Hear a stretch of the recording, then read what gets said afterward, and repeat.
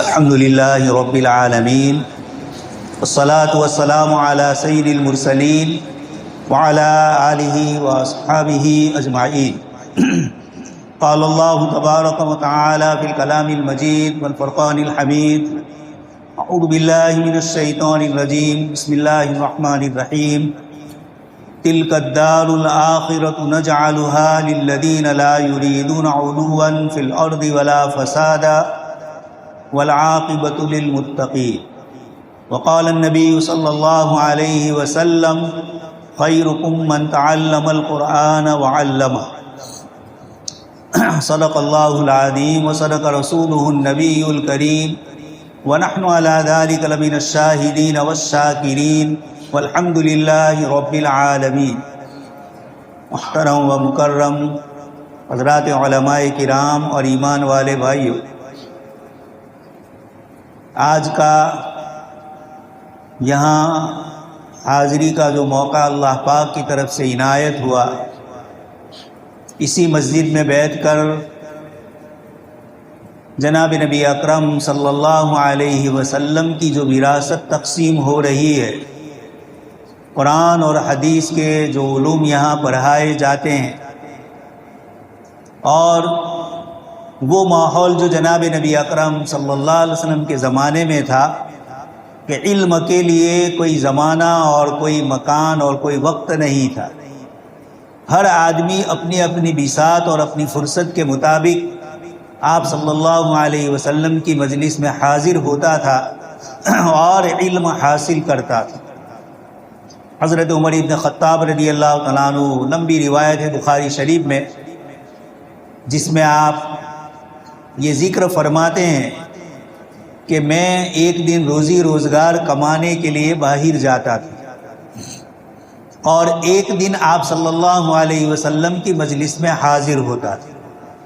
میرے ایک پڑوسی تھے انصاری، وہ ایک دن آپ صلی اللہ علیہ وسلم کی خدمت میں حاضر ہوتے تھے اور شام کو جو کچھ انہوں نے پڑھا یہ مجھے بتلاتے تھے، دوسرے دن میں نے جو پڑھا ہو، میں نے جو کچھ سنا وہ میں ان کو سناتا تھا۔ تو یہ سلسلہ صحابہ کرام کے درمیان رہا کہ اپنی روزی روزگار، اپنی کمائی کے ساتھ انہوں نے علم کو حاصل کرنے کے لیے کوئی زمانہ اور مکان اور کوئی عمر کا اعتبار نہیں کیا۔ تو ماشاءاللہ یہاں بڑے بھی پڑھ رہے ہیں، چھوٹے بھی پڑھ رہے ہیں، اور ہم سب کے بڑے اور اس پورے علاقے کے اللہ پاک نے جن کو دعوت و تبلیغ اور دین علوم کے لیے نوازا، حضرت کی شخصیت ہمارے سامنے ہے کہ ایک بڑی عمر کے بعد آپ فلاح دارین ترک سر تشریف لے گئے، اور پھر اس سال آدمی کی جیسے عمر بڑھتی ہے گھر کے تقاضے اور مسائل بڑھتے ہیں، لیکن حضرت مولانا نے ان سب کو قربان کیا اور اپنے آپ کو ہماتن افتاء کے لیے، مسائل شرعیہ اور کتاب و سنت کے مقاصد کے حاصل کرنے کے لیے اس عمر میں بھی آپ نے ایک نشان اور ایک مثال ہمارے سامنے قائم فرمائی کہ علم کے لیے کوئی عمر نہیں ہوتی ہے۔ ایک بہت بڑے سلطان محمود غزنوی کے آدمی اور جنہوں نے ہندوستان کی تاریخ پر کتاب لکھی، البیرونی، انہوں نے تاریخ ہند پر بہت تفصیلی کلام کیا، ہندوستان اور ہندوستان کے اس وقت کے مذاہب، ان کی کیا عقائد ہے، کیا سوچ ہے، ان سب کو آپ نے ذکر فرمایا۔ اسی البیرونی کے متعلق آتا ہے کہ ہمارے فتاوی والوالجیہ کے مصنف آخری عمر میں جب بیرونی دنیا سے رخصت ہو رہے، ان کی خدمت میں پہنچے، انہوں نے البیرونی نے ایک مسئلہ پوچھا دادا کی میراث کے سلسلے اور دادی کی میراث کے سلسلے۔ شیخ والوالجی نے فرمایا کہ آپ تو دنیا سے رخصت ہو رہے ہیں اور اب کسی کی وراثت آپ کو تقسیم نہیں کرنی ہے، پھر یہ مسئلہ آپ کیوں پوچھ رہے ہیں؟ فرمایا کہ میں دنیا سے اس حال میں جانا چاہتا ہوں کہ اس علم سے بھی میں محروم نہ رہوں۔ جناب نبی اکرم صلی اللہ علیہ وسلم کے دسترخوان سے جو چیزیں ملی ہے میں اس سے محروم نہ ہوں، اس لیے دنیا سے جاتے ہوئے میں اس علم کو حاصل کرنا چاہتا ہوں۔ حضرت امام ابو یوسف رحمۃ اللہ علیہ امام ابو حنیفہ رحمۃ اللہ علیہ کے بہت بڑے شاگردوں میں، اور جن کو ہارون رشید نے اس وقت کی اسلامی دنیا، یہ جو 57 ممالک ہے، ان سب کا ایک اکٹھا پورا مجموعہ اسلامی خلافت کی حیثیت سے تھا، اس کے یہ بادشاہ ہے، اور اسی پوری اسلامی سلطنت کے قاضی القضات، چیف جسٹس حضرت امام ابو یوسف رحمۃ اللہ علیہ۔ آپ دنیا سے جا رہے ہیں، آپ کے ایک شاگرد آئے، آپ نے ان سے پوچھا کہ جب حاجی حج کے لیے جاتے ہیں تو 3 شیطان کو جو کنکری مارنا ہوتا ہے، اس زمانے میں لوگ اونٹوں پر سفر کرتے تھے تو سواری کے ساتھ ہی کنکری مارنے کے لیے بھی جاتے تھے۔ تو آپ نے پوچھا کہ یہ جو شیطان کو کنکری ماری جاتی ہے، یہ سواری پر سوار ہو کر افضل ہے یا پیدل چلتے ہوئے کنکری مارنا افضل؟ آپ کے شاگرد نے کہا کہ سواری پر افضل۔ فرمایا کہ صحیح نہیں۔ انہوں نے کہا پھر پیدل افضل ہے۔ فرمایا یہ بھی صحیح نہیں۔ 3 شیطان ہے، پہلے دن تو ایک ہی شیطان کو مارا جاتا ہے کنکری، لیکن 11 اور 12 کو تینوں شیطان کو کنکری ماری جاتی۔ حضرت امام ابو یوسف رحمۃ اللہ علیہ نے فرمایا کہ پہلی کنکری کے بعد پھر دوسری کنکری آئے گی، شیطان دوسرا آئے گا، دوسرے کے بعد تیسرا آئے گا، تیسرے کے بعد اب اپنی جگہ پر مکہ مکرمہ میں طواف زیارت کے لیے یا مینا میں واپس آنا ہے، تو جس رمی کے بعد رمی ہو اس کو پیدل کرنا ہے، اور جس رمی کے بعد رمی نہیں ہے اس کو سواری پہ کرنا۔ یہ فرمایا، اور وہ آپ کے شاگرد فرماتے میں گھر سے باہر نکلا اور ابھی دروازے سے آگے نہیں نکلا کہ عورتوں کے رونے کی آواز آنے لگی۔ میں نے پوچھا کیا ہوا؟ امام ابو یوسف رحمۃ اللہ علیہ دنیا سے رخصت۔ یہ ہماری تاریخ ہے اسلامی، صحابہ کرام اور تابعین اور تبع تابعین کی علم کے حاصل کرنے کے لیے، جناب نبی اکرم صلی اللہ علیہ وسلم کے دین کے علم کو حاصل کرنے کے لیے اس طرح کی طلب، اور زندگی کے آخری لمحات بھی اس کے بغیر نہ گزرے۔ حضرات علماء کرام فرماتے ہیں کہ مسئلہ پوچھا وہ بھی شیطان کو کنکری مارنے، اور موت کے وقت شیطان پوری کوشش کرتا ہے انسان کو گمراہ کرنے۔ حضرت امام راضی رحمۃ اللہ علیہ کے متعلق آتا ہے، شیطان نے ان سے کہا اللہ کے ایک ہونے کی کیا دلیل؟ دنیا سے جا رہے ہیں، اور چونکہ اللہ پاک نے کتاب و سنت کے علم کے ساتھ عقل اور منطق اور فلسفے کے علوم سے بھی نوازا، تو امام راضی رحمۃ اللہ علیہ دلیل کر رہے ہیں، اس دلیل سے خدا ایک، شیطان ہے، اس دلیل کو توڑ رہا ہے، پھر دوسری دلیل، پھر تیسری دلیل۔ حضرات صوفیاء کرام فرماتے ہیں کہ آپ کے شیخ نجم الدین کبریٰ رحمۃ اللہ علیہ تہجد کے لیے اٹھے اور وضو کر رہے ہیں، اور اللہ پاک کی طرف سے کشف ہوا کہ فخر الدین دنیا سے جا رہے ہیں اور شیطان کے ساتھ دلیلیں کر رہے ہیں۔ آپ نے وضو کا جو لوٹا تھا اس کو زور سے کھٹکھٹایا، گرایا، اور یہ کہا فخر الدین کہہ دو بلا دلیل کہ اللہ ایک، اس کے خدا کے ایک ہونے میں کسی دلیل کی ضرورت نہیں، وہاں کوئی عقل نہیں چلتی ہے۔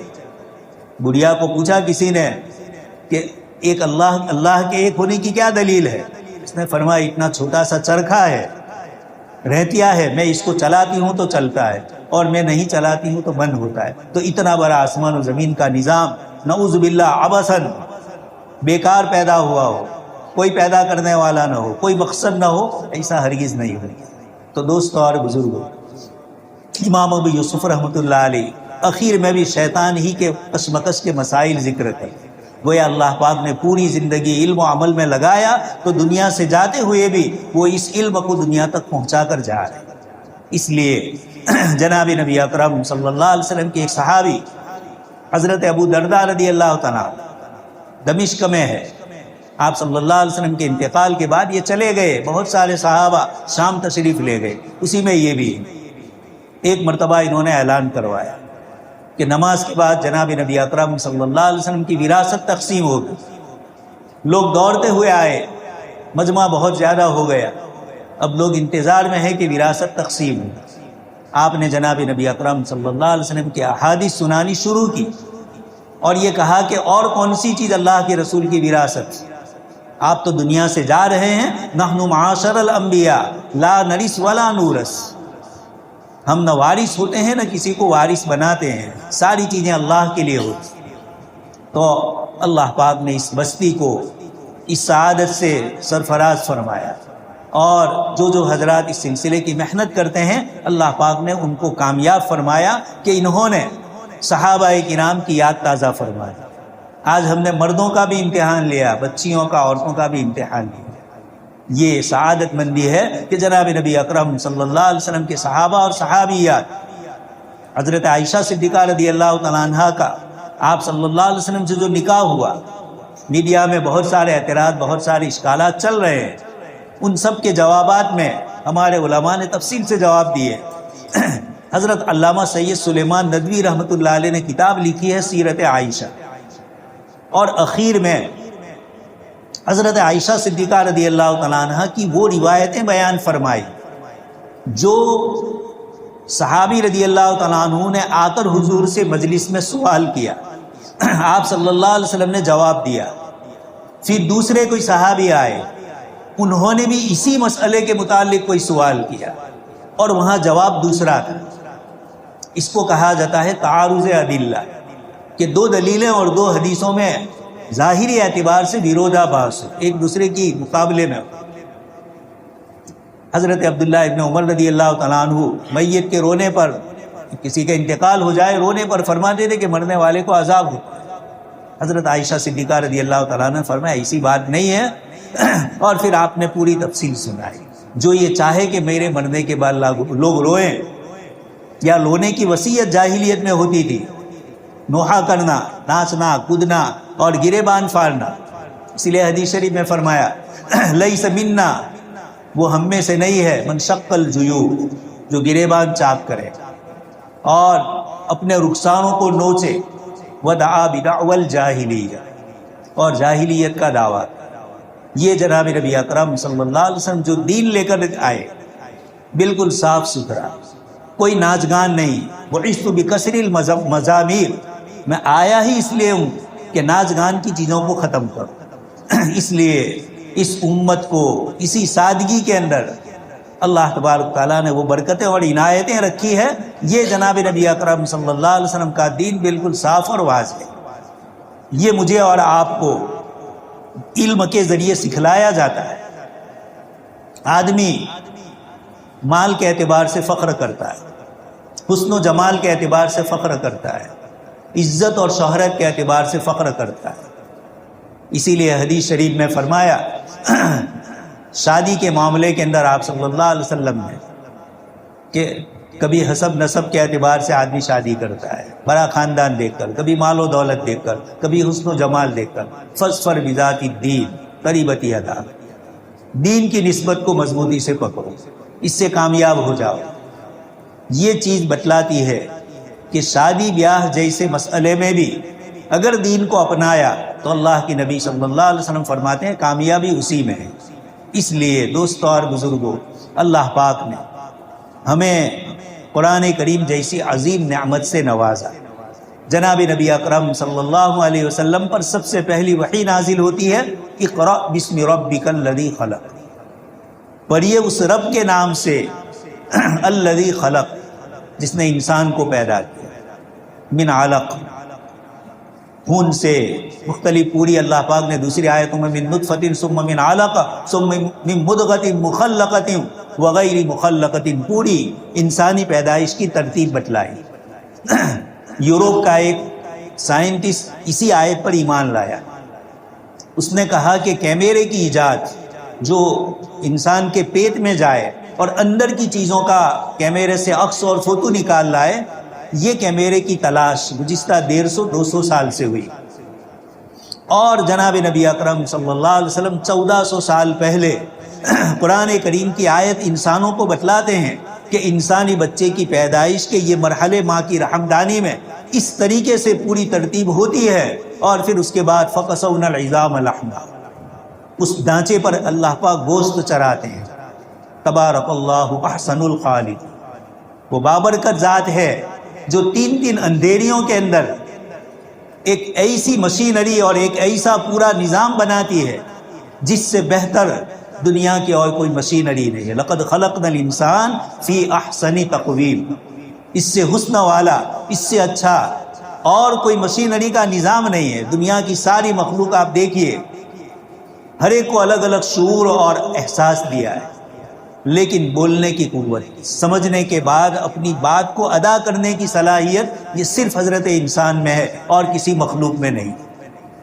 شیر کو بھی بولنا ہو نہیں بول پاتے، ہاتھی کو بولنا ہو نہیں، جو کچھ آوازیں نکلتی ہے وہ بے معنی آواز ہمارے لیے، اگرچہ علمنا منطق الطیر حضرت سلیمان علیہ السلام کو سکھلائی تھی، لیکن میرے اور آپ کے لیے تو بس آواز ہی آواز۔ اس لیے آپ دیکھتے ہیں بہت سے لوگ شیر کے پاس اللہ بلواتے، جب وہ بولتا ہے تو پورا جسم اس کا حرکت کرتا، اس لیے کہ یہ صلاحیت بولنے کی اس میں نہیں ہے، انسان نے زبردستی سکھلایا تو اس پر بوجھ پڑ رہا ہے۔ اس وقت دوستو یاد آتا ہے کہ ایک مخلوق جو مکلف نہیں ہے اس کو تو زبردستی اللہ بلوایا جا رہا ہے، اور وہ جس کو مکلف بنایا اور جس کو کہا گیا الا بذکر اللہ تطمئن القلوب، یہ تمہاری مشینری کو چین اور سکون ملے گا تو اللہ کے ذکر سے ملے گا۔ اس لیے کہ پورا جسم اور باڈی تو دنیا ہے۔ من صلصال من حمیم مسنون، حضرت آدم علیہ السلام کو کھنکھناتی ہوئی مٹی سے پیدا کیا، اور اولاد آدم کو آگ، پانی، مٹی، ہوا، ان سارے مجموعے سے اللہ پاک نے بنایا۔ لیکن یہ جسم کے علاوہ جو روح رکھی یہ یہاں کی نہیں۔ مکہ کے مشرکین نے پوچھا یہودیوں کے کہنے پر آپ صلی اللہ علیہ وسلم سے کہ یہ روح کیا ہے؟ اللہ پاک نے جواب دیا، حضرت انسان تیری سمجھ اور تیری عقل سے اوپر کی چیز، قل الروح من امر رب، آپ فرما دیجئے یہ دنیا کا مادہ اور دنیا کی بنی ہوئی چیز نہیں ہے، من امر ربی، یہ اوپر سے ہے۔ اس لیے آج بھی کوئی سائنسداں یہ نہیں کہہ سکتا، کوئی بڑے سے بڑا دنیا کا ماہر دنیاوی علوم کا اور انسانی نفسیات اور انسانی باڈی کا، کہ کون سی چیز اندر سے نکلتی ہے۔ اتنا بولیں گے ایٹیک آیا، تو ایٹیک سے تو مشین بن ہوا، لیکن پوری انسانی باڈی میں سے کیا چیز نکلی ہے؟ سائنسدانوں نے گلاس بنائے اور اس میں انسان کو رکھا، آکسیجن باہر سے دیا گیا، اور آخری لمحات کی تحقیق اور ریسرچ کیا کہ کیا چیز نکلتی ہے، اب تک کسی کو معلوم نہیں تھا۔ اللہ پاک نے فرما دیا قل الروح من امر رب، آپ فرما دیجیے کہ یہ دنیا نہیں، یہ اوپر کی چیز ہے۔ اس لیے جب دنیا کی چیز کی غذا دنیا ہے تو یہ اوپر کی چیز کی غذا بھی اللہ کا ذکر ہی ہوتا ہے۔ جس خداوند قدوس نے اس باڈی کو اور اس روح کو بنایا وہ فرماتے ہیں کہ الا بذکر اللہ تطمئن القلوب، میرے ذکر سے، میری یاد سے ہی دلوں کو سکون ملے گا۔ دنیا کے انسانوں نے بڑی بڑی مشینریاں ایجاد کی، بڑی شاندار تفریح گاہیں بنائی، لیکن 2 دن 4 دن وہاں اچھا لگتا ہے، انجوائے کے لیے جاتے ہیں، باغ بغیچے سب کچھ ہوتا ہے، لیکن 2-4 دن کے بعد انسان اکتا جاتا ہے۔ اس لیے کہ آپ دیکھتے ہیں لوگ اپنے مکانوں کے کلر بدلتے ہیں تاکہ یہ لگے کہ دوسرا مکان، اس سے اکتا گئے دیکھتے دیکھتے، نئی ٹائلز لگاتے ہیں، چیزیں تھوڑی تبدیل کرتے ہیں۔ جو بڑے مالدار لوگ ہوتے ہیں ان کو سکون اور چین نہیں ملتا اس نعمت میں، اس لیے کہ انہوں نے یہ سمجھا ہے کہ بابر باعث کوش کے عالم دوبارہ، یہی زندگی ہے، نموت ونحیا وما یہلکنا الا الدہر، کھائیں گے پیئیں گے اور پھر ایک مدت کے بعد دنیا سے رخصت ہو جائیں گے، کوئی حساب کتاب نہیں ہونے والا۔ ایسے لوگوں نے دنیا کو جنت بنانا چاہا، اللہ پاک فرماتے ہیں یہ دنیا کی زندگی یہ جنت نہیں ہے، یہ عارضی ہے۔ ما عندکم ینفد وما عند اللہ باق، تمہارے پاس جو کچھ ہے وہ فنا ہونے والا ہے، اور جو کچھ اللہ پاک کے پاس ہے وہ باقی رہنے والا ہے۔ یا ایھا الناس انتم الفقراء الی اللہ، اے لوگو تم سب کے سب فقیر۔ ہم اور آپ جب فقیر لفظ بولا جاتا ہے تو اتنا سمجھتے کہ کھانا پینا نہیں۔ دوستو اور بزرگوں، اسی میں فقیر نہیں ہے، میں اور آپ تندرستی میں بھی فقیر۔ یہ دیوار کب گر جائے، زمین میں زلزلہ کب آ جائے، کوئی آسمانی دوسری مصیبت، قرآن نے بار بار ذکر فرمایا امنتم من فی السماء یخسف بکم الارض، زمین خسف ہو جائے۔ 2001 میں ہم یہاں آئے تھے، بچاؤ کا زلزلہ دیکھا، اسکول تھی اس کی 2 منزل نیچے تھی اور تیسری منزل زمین پہ نظر آ رہی تھی، دونوں منزلیں زمین کے اندر چلی گئی، ہماری آنکھوں سے ہم نے دیکھا، بہت سارے آپ میں سے حضرات جانتے ہیں۔ یہ اللہ پاک بتلاتے ہیں کہ تم کیسے مطمئن ہو. ہر وقت اللہ پاک کا نظام جاری، چلتے چلتے پھرتے سواریوں پر ایکسیڈنٹ نہ معلوم ہزاروں لاکھوں قسم کی، اور کورونا نے آ کر یہ سانس جو آتا ہے اور جاتا ہے اس کی قدر بتلا دی. کوئی قدر نہیں تھی، کوئی آکسیجن نہیں جانتے تھے، کوئی وینٹیلیٹر نہیں جانتے تھے. اللہ پاک نے بتلا دیا کہ یہ میرا وینٹیلیٹر، تجھے پتہ بھی نہیں چلتا ہے. شیخ سعدی فرماتے ہیں 12,000 مرتبہ سانس اندر جاتی ہے اور 12,000 مرتبہ ایک دن میں نکلتی ہے. سائنسداں کہتے ہیں کہ یہ جو ہمارا گردہ ہے وہ خون کا فلٹر کس طرح کرتا ہے. یہ ہمارا چھوٹا سا لیور، معمولی سا چھوٹا سا پٹاثئی، چھوٹی سی کلیجی اور چھوٹا سا یہ اس کے ساتھ دوسری چیزیں چھوٹی چھوٹی ہے، لیکن آنکھیں چھوٹی ہے، لیکن یہی قیمتی اعضاء ہے. اللہ پاک نے ایک ایک عضو کو قیمتی بنایا ہے، لیکن کچھ تو وہ ہے. اللہ پاک نے یہ سر رکھا ہے اور ساری 5 قوتیں اسی کے ساتھ وابستہ ہے.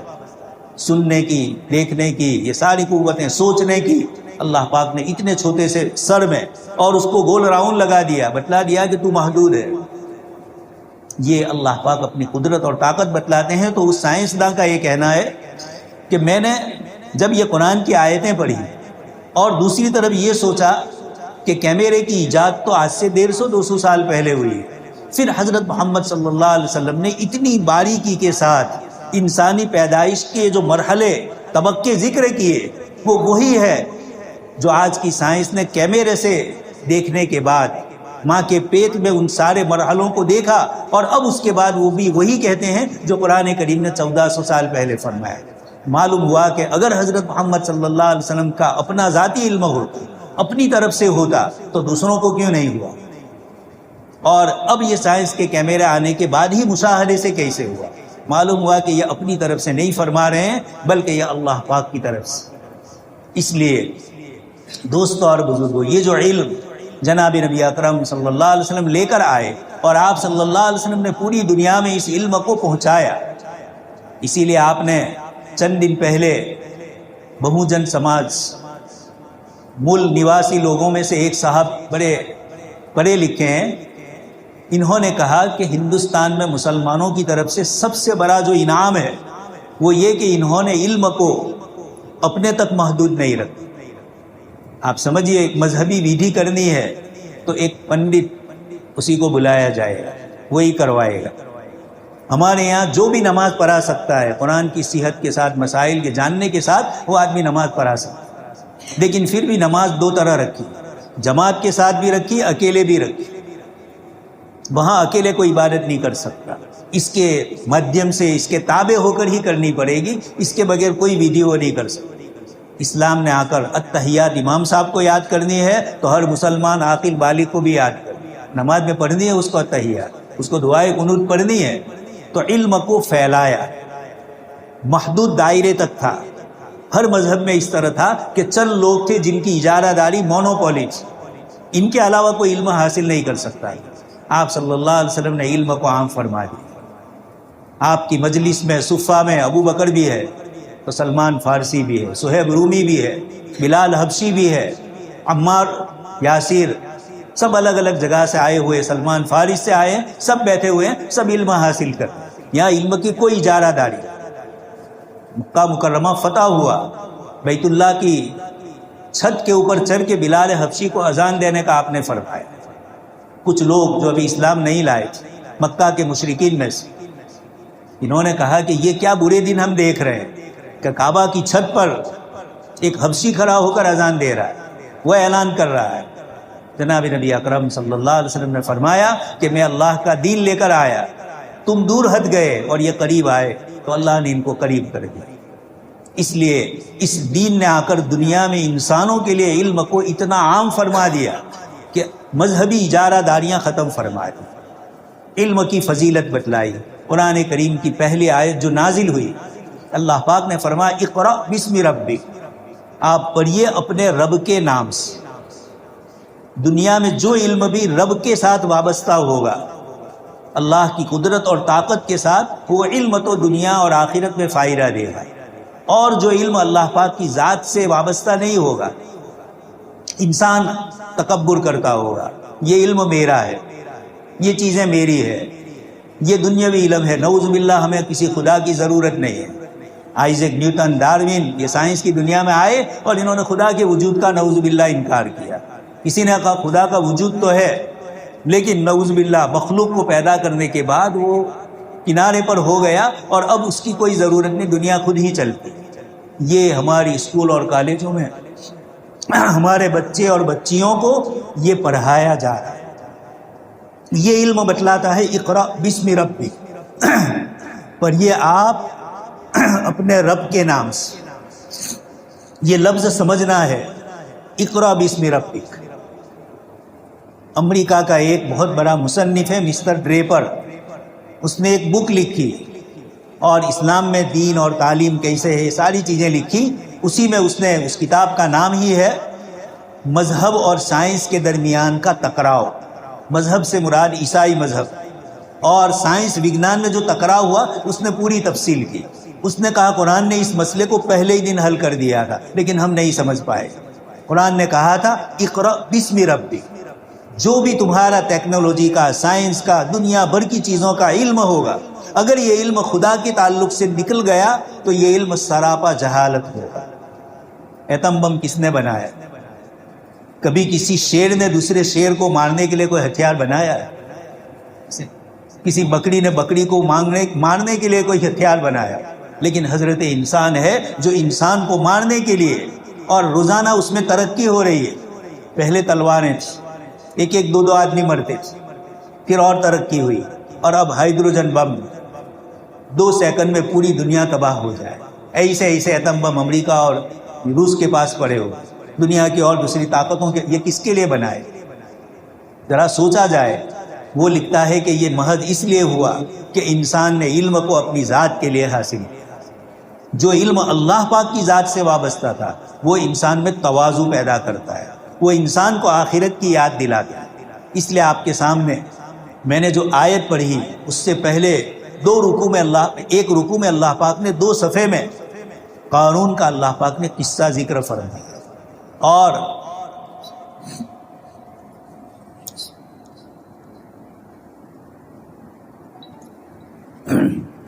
اس قصے میں اللہ پاک نے فرمایا، بہت عجیب و غریب انداز میں اللہ پاک نے قصہ نقل فرمایا کہ قارون موسیٰ علیہ السلام کا چچا زاد بھائی، کان من قوم موسیٰ فبغى علیہ، لیکن بنی اسرائیل یہودی جو اس وقت کے مسلمان تھے، حضرت موسیٰ علیہ السلام کی شریعت کو ماننے والے، اس میں زکوٰۃ کا نظام تھا۔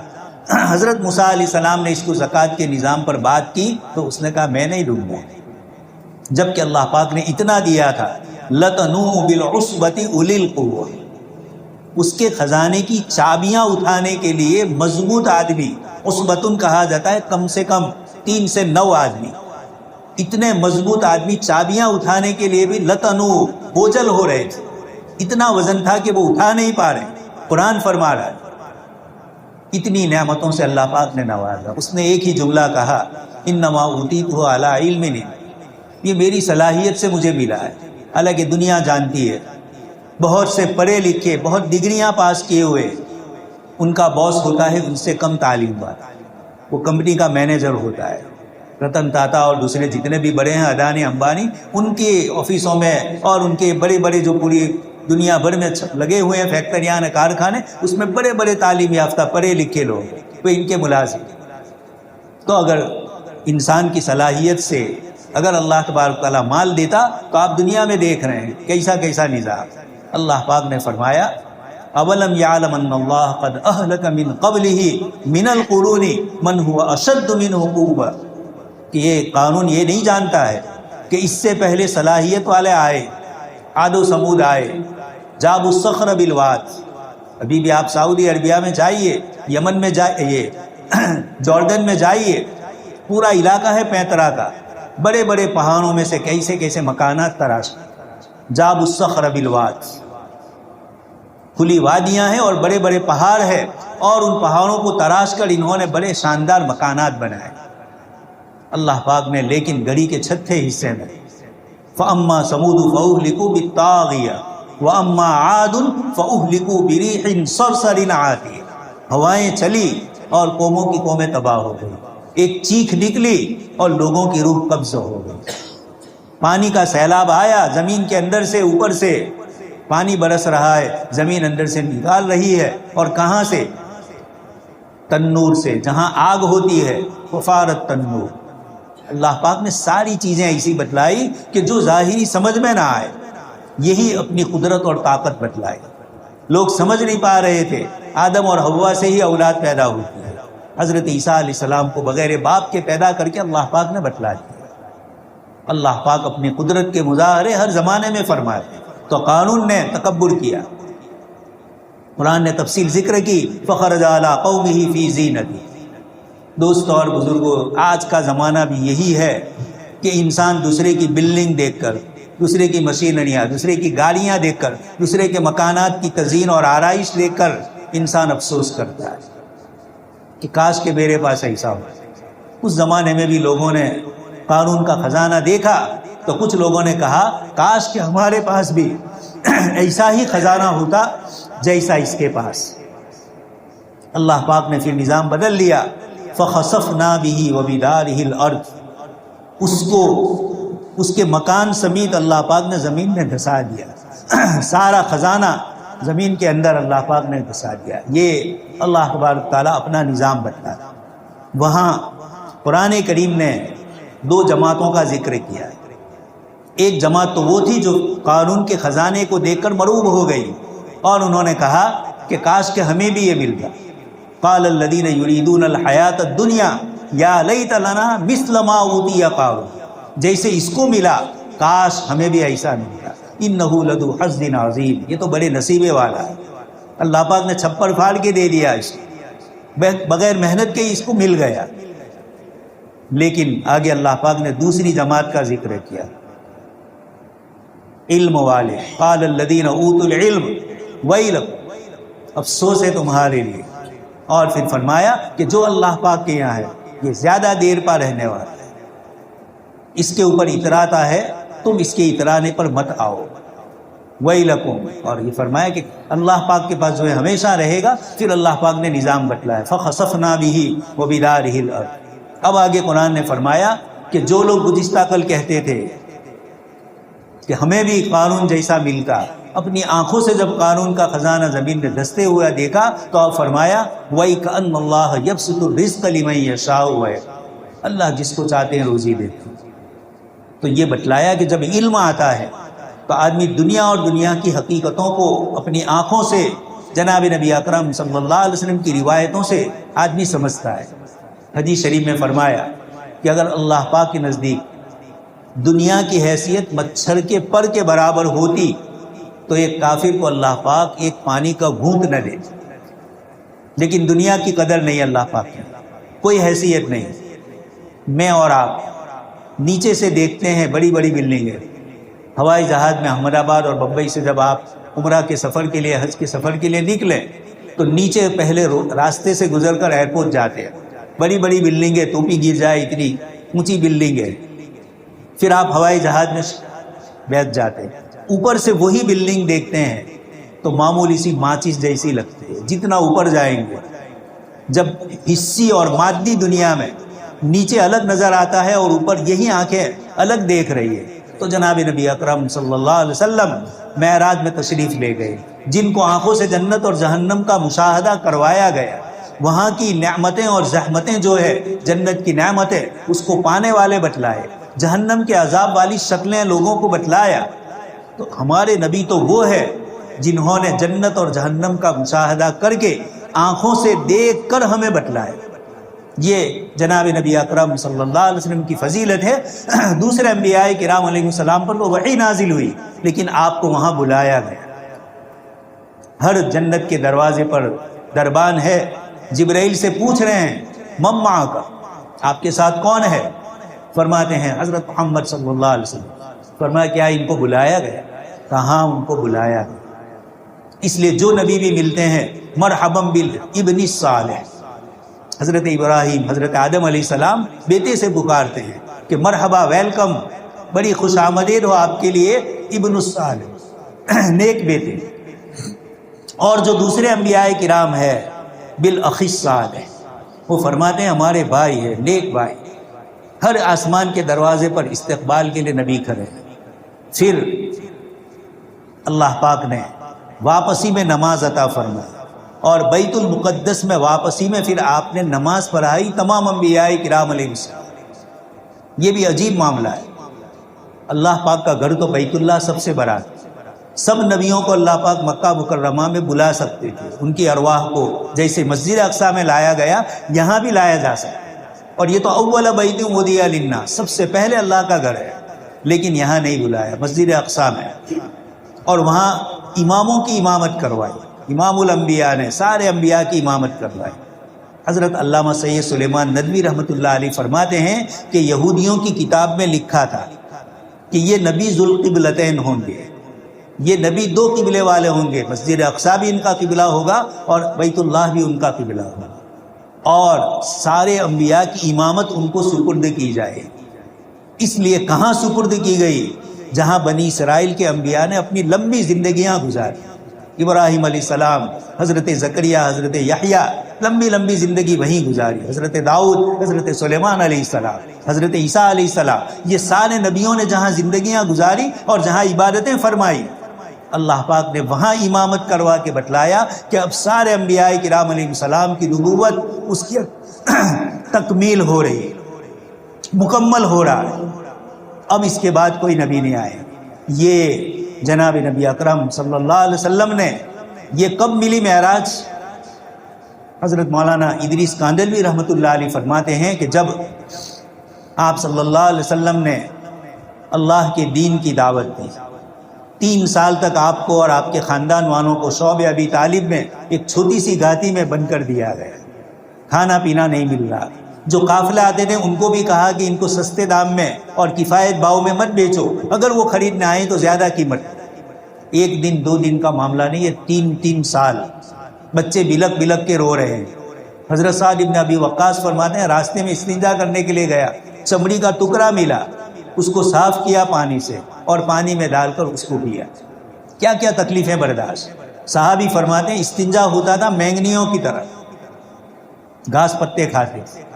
یہ ساری تکلیفیں اللہ کے نبی کو 1-2 دن نہیں 3 سال برداشت۔ اس کے بعد چند دنوں میں چچا جناب ابو طالب دنیا سے رخصت ہوتے، حضرت خدیجہ الکبریٰ ام المومنین دنیا سے رخصت ہو رہے۔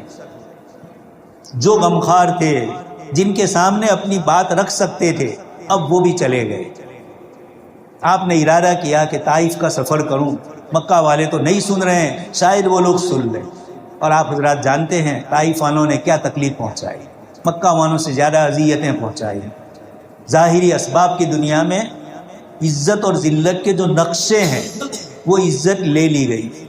دوستو اس کو سمجھنا ہے، جہاں کہیں کسی مسلمان پر کوئی تکلیف اور مصیبت آتی ہے تو مسلمان میڈیا میں اپنی زبانوں پر رودرے رہتے، فلانی جگہ ایسا ہوا، فلانی جگہ ایسا ہوا، مسلمانوں کو ہر طرف ذلیل کیا جاتا ہے۔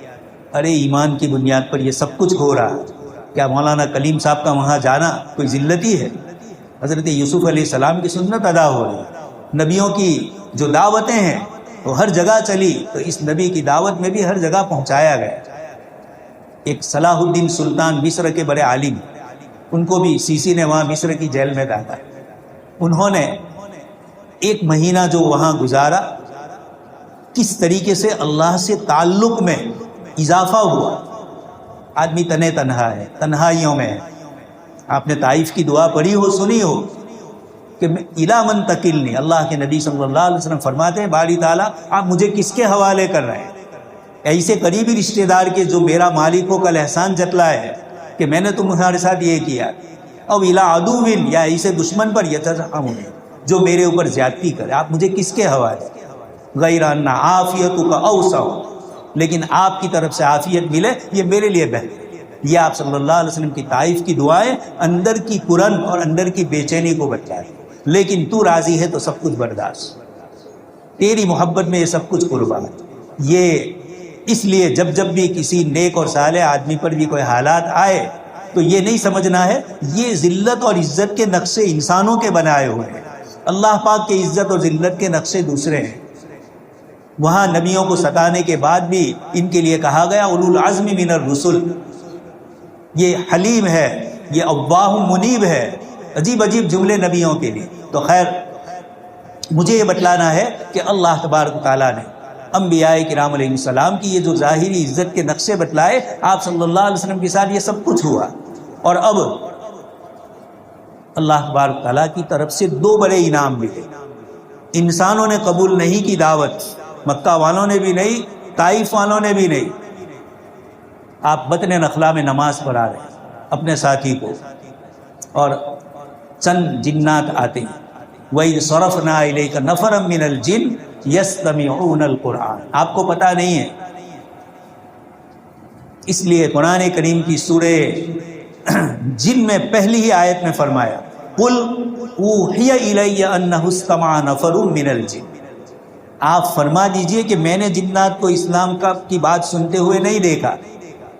اوحی الیہ، اللہ پاک کی طرف سے وحی آئی، میں علم غیب نہیں جانتا ہوں، اللہ پاک کی طرف سے وحی آئی کہ اس نے مجھے بتلایا کہ آپ بطن نخلا میں نماز پڑھ رہے تھے اپنے ساتھیوں کے ساتھ، اور جنات کی ایک جماعت جب ان کا اوپر جانا بند ہو گیا، فاسترق السمع فاتبعه شهاب ثاقب، تو شیطان کے پاس گئے، اس نے کہا کہ سب جگہ گھومو پھرو، کوئی نئی چیز پیش آئی ہے۔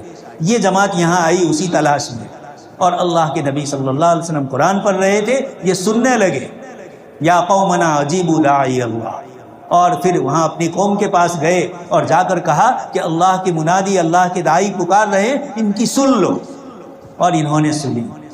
اللہ پاک نے بتلایا کہ ایک داعی جب محنت کرتا ہے تو انسان نہیں سنتے ہیں، اللہ دوسری مخلوق کو کھڑا کر دے۔ ایک علاقے والے نہیں سنتے ہیں، اللہ پاک دوسرے علاقے والوں کو کھڑا کر دے۔ مدینہ سے حج کے لیے آئے ہیں صحابہ انصار، ابھی ایمان نہیں لائے، اور مینا کے میدان میں ایک کونے میں عقبہ اولا گھاٹی میں اللہ کے نبی نے ان چند آدمیوں کو بٹھایا، اور بٹھا کر اللہ کے دین کی دعوت دی۔ انصار کو معلوم تھا، یہودی کہتے تھے کہ آخری نبی آنے والے ہیں، وَكَانُوا مِن قَبْلُ يَسْتَفْتِحُونَ عَلَى الَّذِينَ كَفَرُوا، اور وہ تکبر کرتے تھے کہ آخری نبی آئیں گے، یہ ہوگا وہ ہوگا۔ انصار کی یہ جماعت جو آئی، انہوں نے کہا شاید یہ وہی نبی ہوں گے، اور اللہ نے ایمان کی دعوت سے مالا مال کیا۔ ابو جہل، ابو لہب قسمت سے محروم، اور 400 کلومیٹر دور سے آنے والے مدینہ والے یہاں ایک کونے میں بیٹھ کر اللہ کے نبی سے اسلام کی دعوت قبول کر۔ تو یا قومنا اجیبوا داعی اللہ، جنات کہہ رہے ہیں اے ہماری قوم اللہ کے نبی کی سن لو، اور ایسی سنی کہ کئی مرتبہ حضور کے پاس آئے اور آپ نے ایمان کی بھی دعوت دی اور شرعی قضا فیصلے بھی فرمائے۔ ایک تو یہ ہوا، دوسرا یہ بتلایا کہ اگر یہ لوگ آپ کی نہیں سنتے ہیں تو انبیاء کرام کی امامت کا شرف دے کر ایک تو آپ کو اوپر بلایا جا رہا ہے، اور پھر نیچے سارے انبیاء کی امامت آپ کے حوالے کی جائے۔ معلوم ہوتا ہے جب آدمی دین میں تکلیفیں برداشت کرتا ہے، لوگوں کی ظاہری ذلتیں برداشت کرتا ہے، تو اللہ پاک عزت کے نقشے ایسے کھولتے ہیں جو کائنات کی کوئی مخلوق سمجھ نہیں سکتی۔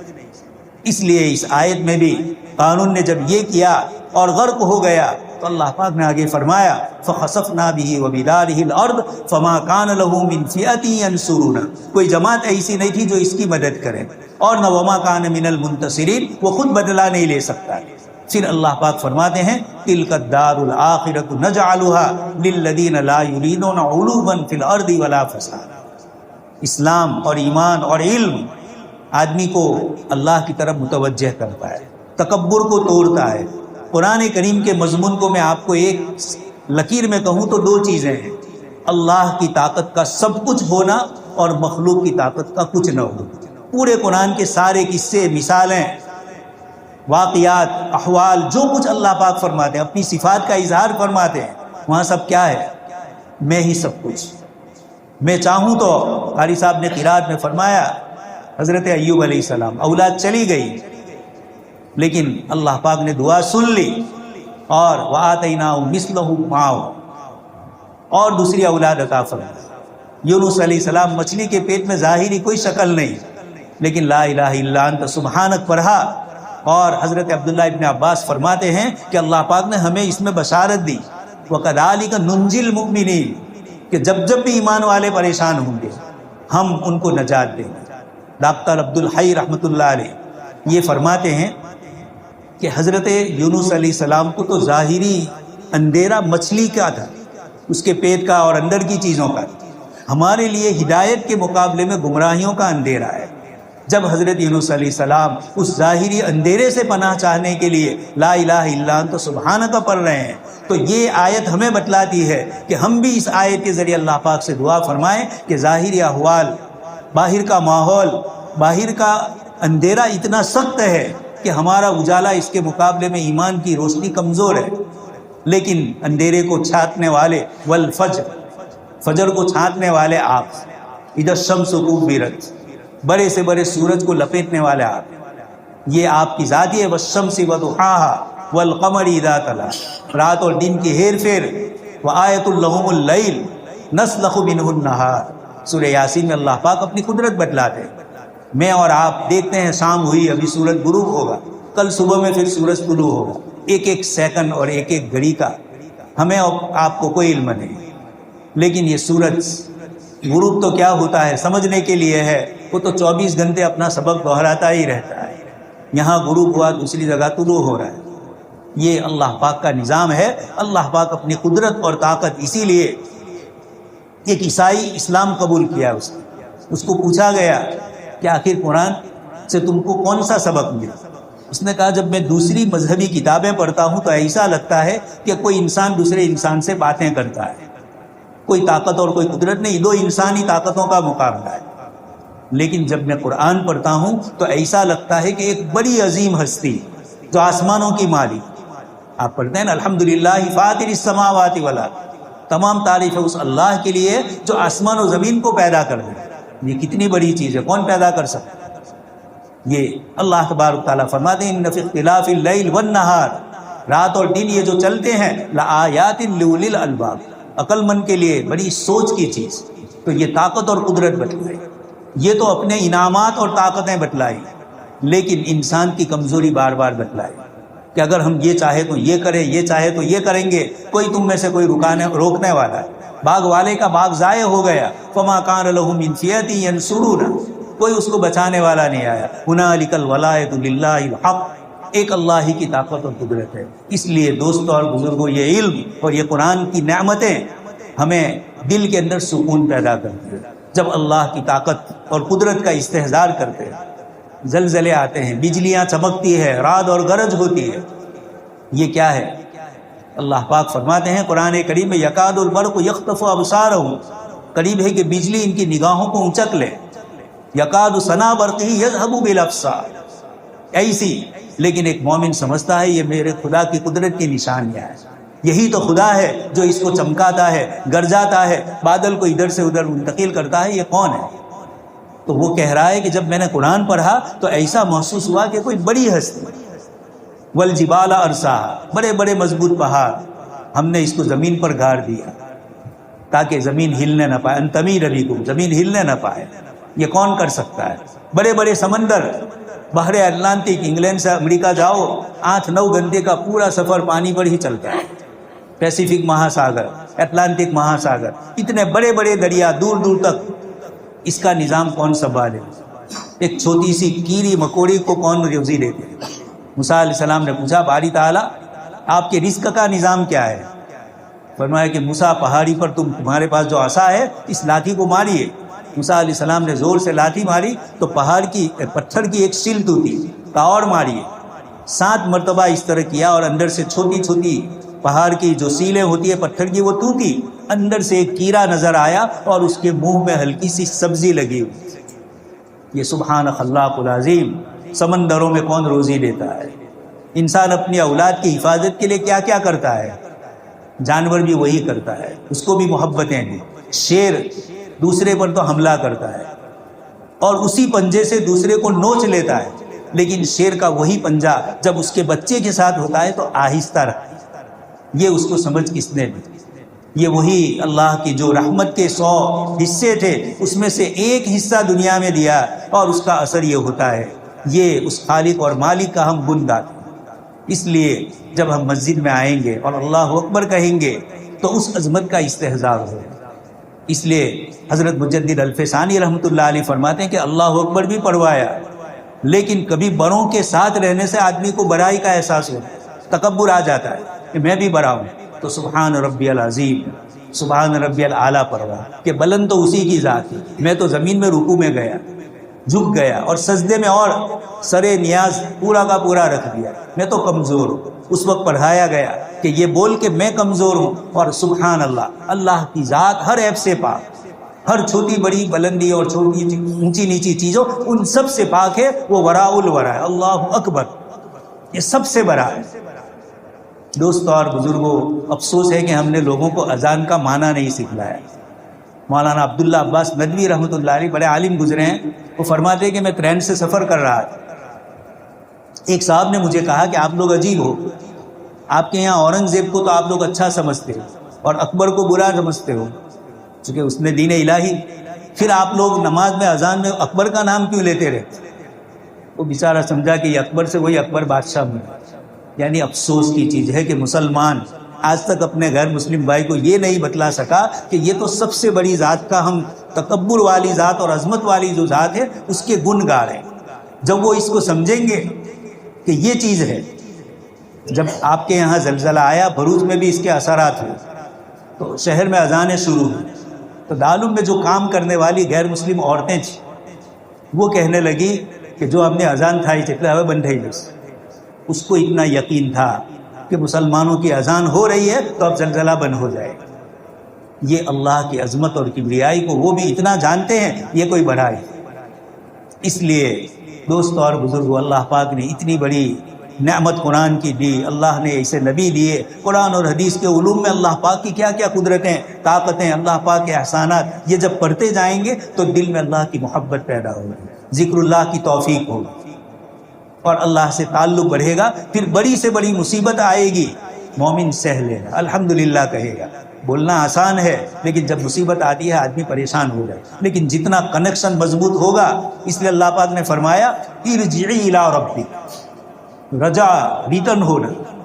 یہ روح آئی ہے اوپر سے، جب انتقال ہوگا تو پھر وہاں چلی جائے گی علیین یا سجین، لیکن یہاں سے نکل جائے گی. اس کو قرآن نے تعبیر کیا ارجعی الی ربک، ریٹرن ہو جا، واپس ہو جا. جیسے ہم بھروچ سے آئے اب ریٹرن ہوں گے واپس، تو روح کو کہا گیا کہ تو آئی ہے اب وہی واپس آنا. اس لیے یہ یہاں کی نہیں ہے تو اس کی غذا بھی یہاں کا روٹلا نہیں ہے، یہاں کی کھچڑی نہیں ہے، اس کی غذا اللہ کا ذکر ہے، اللہ کی یاد ہے. اللہ کی گن گاتے رہو تو دل میں عظمت پیدا ہوگی اور چیزوں کا تکبر، چیزوں کی بڑائی ٹوٹ جائے گی. جہاں آپ صلی اللہ علیہ وسلم کو ستایا دشمنوں نے، قرآن نے بار بار فرمایا وَاصْبِرْ، آپ صبر کیجئے، وَسَبِّحْ بِحَمْدِ رَبِّكَ، اپنے رب کی تسبیح اور تحمید کیجئے. معلوم ہوا کہ دشمن کتنا ہی طاقتور ہو لیکن اللہ پاک کی ذات کے مقابلے میں کمزور ہے. اللہ اپنے آخری نبی کو فرما رہے ہیں کہ جب جب ان کی طرف سے حالات ہو آپ ہماری طرف متوجہ ہوئیے. یہ تونیک ہے آپ کے لیے کہ آپ کے دل کو اطمینان دلائے. اکیلے تنہا ابراہیم علیہ السلام ہے لیکن فرما رہے ہیں الا الذی فطرنی فانہ سیہدین، تم سب کے سب میرے دشمن، الا الذی فطرنی، مگر وہ ذات جس نے مجھے پیدا کیا. اکیلے تنہا بول رہے. وکیف اخاف، فرما رہے ہیں میں کیسے ڈروں جب تم اللہ سے نہیں ڈرتے. وکیف اخاف، میں کیسے ڈروں جب تم اس اللہ سے نہیں ڈرتے ہو اور تم مجھے اس کا ڈر دیتے ہو جو ڈر والی چیز نہیں ہے. میں کیسے مانوں؟ یہ ابراہیم علیہ السلام نے فرمایا. حضرت نوح علیہ السلام اکیلے ہیں، فرمایا وَاتْلُ عَلَيْهِمْ نَبَأَهُ إِذْ قَالَ لِقَوْمِهِ، آگے اللہ پاک نے فرمایا کہ تم سب کے سب میرے مقابلے میں آ جاؤ. فَأَجْمَعُوا لِي، تم سب جمع ہو جاؤ اور کہیں میرے لیے مکر کرو اور مجھے کوئی مہلت نہ دو، پھر بھی اللہ مجھے بچائیں گے. اس لیے دوستو اور بزرگوں، یہ حالات تو اللہ پاک کی طرف سے نظام ہے کائنات، یہ کوئی بری چیز نہیں. ہاں گناہ کے ساتھ جو چیز آئے اس کے نتیجے میں یہ اللہ پاک نے فَبِظُلْمٍ مِّنَ الَّذِينَ هَادُوا حَرَّمْنَا، یہ اچھی چیز نہیں ہے. لیکن ایمان پر ہے اور حالات آتے ہیں، یہ تو حالات آنے ہی چاہیے. هَذَا مَا وَعَدَنَا اللَّهُ وَرَسُولُهُ وَصَدَقَ اللَّهُ وَرَسُولُهُ. جب خیبر میں، خندق میں سامنے دشمن ہے اور ہر طرف سے پریشان ہے مسلمان، اللہ پاک نے خود فرمایا اِذْ جَاءُوكُم مِّن فَوْقِكُم وَمِنْ أَسْفَلَ مِنكُم، اوپر سے دشمن آئے، پہاڑیوں سے، نیچے کی جگہوں سے آئے، ظاہر سے باطن سے ہر علاقے سے آئے. لیکن اور قرآن فرما رہا ہے وَزُلْزِلُوا زِلْزَالًا شَدِيدًا، سخت آزمائے گئے، لیکن صحابہ نے کیا فرمایا جب انہوں نے کہا کہ تمہارے مقابلے میں لوگ آ رہے ہیں؟ قالوا هذا ما وعدنا اللہ ورسولہ، یہ حالات تو آنے ہی ہے، یہ تو نظام ہے اللہ پاک کا۔ الف لام میم احسب الناس ان یترکوا ان یقولوا آمنا وهم لا یفتنون، محبت کا دعویٰ کرتے ہیں معمولی سی، تو امتحان دینا پڑتا ہے محبوبہ کا۔ رات دن دنیا کا نظام ہے، جس سے بھی محبت اولاد سے ہے تو اولاد کے لیے آدمی ذلت برداشت کر لیتا ہے، سب کچھ برداشت، یہ راضی رہے، بیوی بچوں کی محبتیں آدمی اس کے لیے کر لیتا ہے۔ مولانا روم فرماتے ہیں عشق مولا کے کم از لیلا بود بہر او گشتن اولا بود، کیا مولا کا عشق لیلا کے عشق سے بھی زیادہ کم ہے کہ اس کے لیے تو سب کچھ کرو اور مولا کے عشق کے لیے کچھ نہ کرو؟ یہ تصور کریں گے تو رات کا اٹھنا 2 رکعت پڑھنے کے لیے اتنا آسان ہو جائے گا۔ ان ناشئۃ اللیل ہی اشد وطا واقوم قیلا، اور فجر کی نماز فرشتے تشریف لاتے ہیں۔ اللہ پاک نے یہ چیزیں ہمیں دی ہے، اللہ پاک یہ علم کے ذریعے ہی سمجھ میں آتا ہے۔ اس لیے جب یہ قرآن اور حدیث کے علوم حاصل کریں گے تو انشاءاللہ اللہ کی محبتیں، اللہ کی معرفت، اس سے تعلق، وارفتگی، عشق اور جذب کی کیفیتیں پیدا ہوگی۔ اللہ پاک سے دعا ہے کہ اللہ تبارک و تعالی ہم سب کو کہیں سنی باتوں پر عمل کرنے کی توفیق نصیب فرمائے۔ آمین وآخر دعوانا ان الحمدللہ۔ درود شریف پڑھیں۔ اللهم صل على سيدنا نبينا وشفيعنا مولانا محمد كلما ذكره الذاكرون وكلما غفل عن ذكره الغافلون۔ مولا کریم ہم سب کے گناہوں کو معاف فرما دیجیے۔ رب کریم آپ کے دین کی نسبت سے ہم سب کا یہاں جمع ہونا ہوگا۔ مولا آپ کی رحمتیں اور برکتیں ہیں اس بستی پر کہ بستی کے سارے لوگ قرآن اور حدیث کے علم میں اپنے اپنے اعتبار سے لگے ہیں۔ رب کریم یہ سندھ کا علاقہ تھا، کچھ کا یہ پورا علاقہ حضرات محدثین کا علاقہ ہے۔ رب کریم 1 صدی ہجری میں ہی یہاں اسلام آ چکا تھا اور آپ کے بندوں نے قرآن اور حدیث کے علوم یہاں پہنچائے۔ بڑے بڑے محدثین نے حدیث میں کتابیں لکھی۔ رب کریم تو اس دور کو دوبارہ بحال فرما دے اور یہاں قرآن اور حدیث کے علوم والے اور قرآن اور حدیث کے علوم سے تعلق مع اللہ والے، معرفت الہیہ والے احباب پیدا فرما، صوفیاء کرام پیدا فرما، جو اللہ کے نیک اور صالح بندے ہیں رب کریم ان کی عمروں میں برکتیں نصیب فرما، ہمیں ان سے زیادہ فیض اٹھانے کی توفیق نصیب فرما۔ مولا کریم ہم میں سے جس کی بھی جو حاجت و ضرورت ہے، آپ علام الغیوب ہیں، اس پریشانی کو، اس تکلیف کو بھی آپ جانتے ہیں اور اس کے دور کرنے کی قدرت بھی آپ کے علاوہ کسی میں نہیں ہے۔ مولا ہر آدمی اپنے اپنے اعتبار سے پریشان ہے، کہیں اولاد کا مسئلہ ہے، کہیں روزی روزگار کا مسئلہ ہے، کہیں غیروں سے آنے والے مسائل ہے۔ رب کریم ہم بڑے کمزور ہیں، ہم آپ سے مانگ رہے ہیں، ہم نے اپنے آپ کو کمزور سمجھا ہے۔ رب کریم ہم کمزوروں کے کمزوری کو دیکھتے ہوئے ہم زیادہ امتحان نہیں دے سکتے۔ رب کریم کو ہماری بخشش اور مغفرت فرما، ہماری بستیوں میں دین، قرآن اور حدیث کو عام فرما دیجیے، قرآن اور حدیث کے جاننے والے اور اس پر عمل کرنے والے پیدا فرمائیے۔